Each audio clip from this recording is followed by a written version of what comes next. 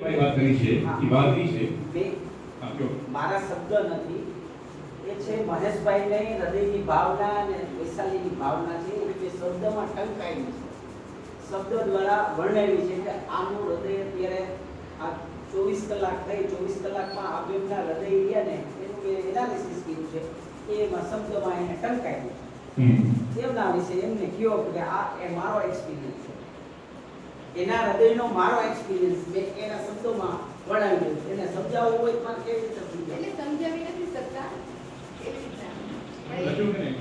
ઈ પોતે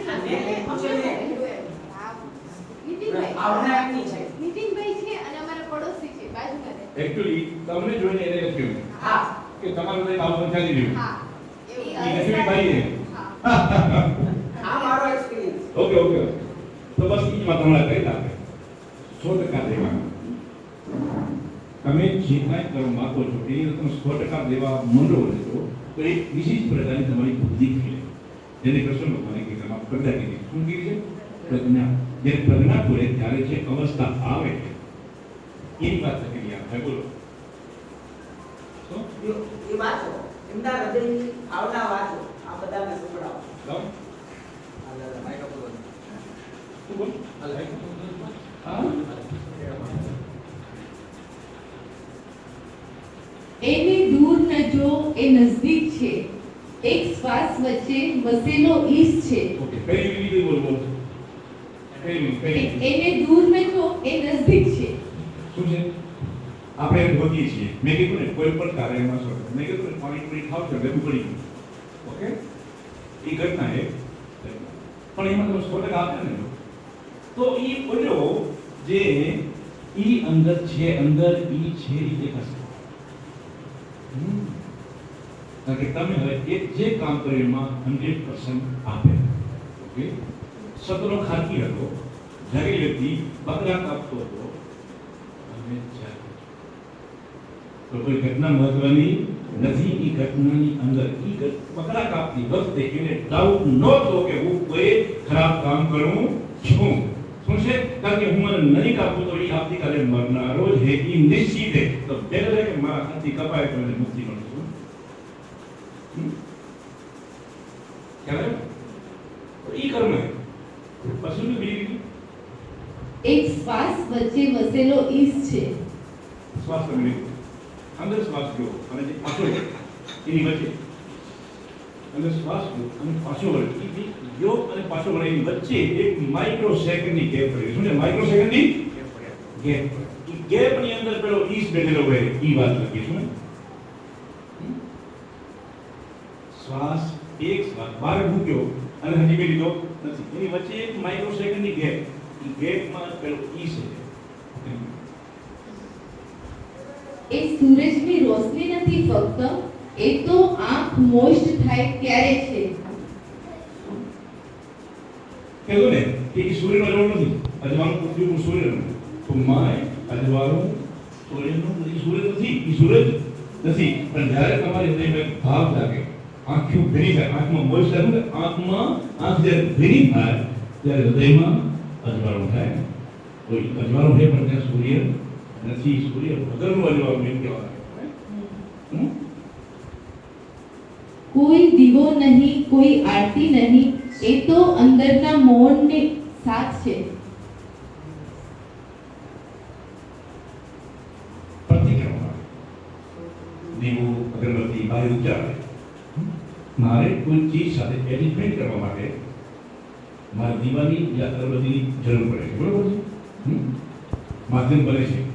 પણ એ અંદરની ચેતના એવી છે કે મારી એક એવી અવસ્થા છે કે મને એ મારી જાતને એની હારે ટ્યુન થવા માટે કોઈ દીવો યા અગરબત્તી ફરજિયાત એના વગર પણ હું એની સાથે જોડાઈ શકું છું.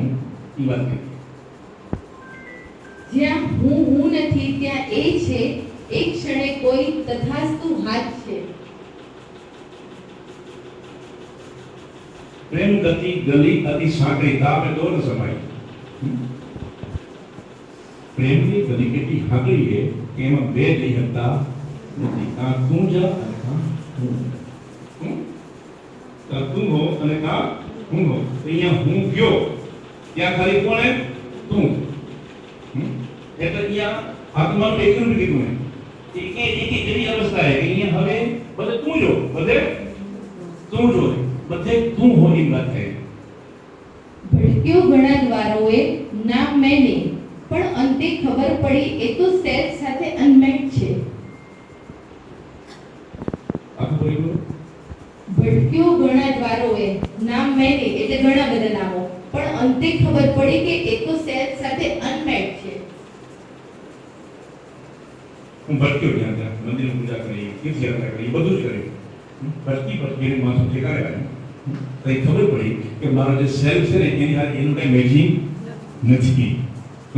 એટલે મતલબ એ જ શક્તિ એની કોઈ જરૂર નથી. એ વાત ન કોઈ ધ્વજ ન કોઈ ધ્વનિ એક શુદ્ધ લાગણી જે શબ્દોથી રહિત છે. અસલ જાગૃતિ અને પ્રેમ. તમારી અંદર પ્રેમ અને પ્રકાશ જાગે ત્યારે કોઈ નાદ ન હોય, કોઈ અવાજ ન હોય, કોઈ વાણી ન હોય, બસ એક પરમ મૌન હોય. અને મૌનની ધ્વનિ ગુંજતી હોય ત્યાં એ ધ્વનિ માટે ન કોઈ ટકોર હોય, ન કોઈ ઘર્ષણ, કાંઈ નથી. ફક્ત એક ગુંજન. ફક્ત એક ગુંજન. અને એ ગુંજન ન કોઈ બાહ્ય પદાર્થોથી સક્રિય થાય, પછી માય થાય. જ્યાં ભય નથી ત્યાં એ વસે છે, જ્યાં પ્રેમ નિશરત વહે છે એ વહે છે.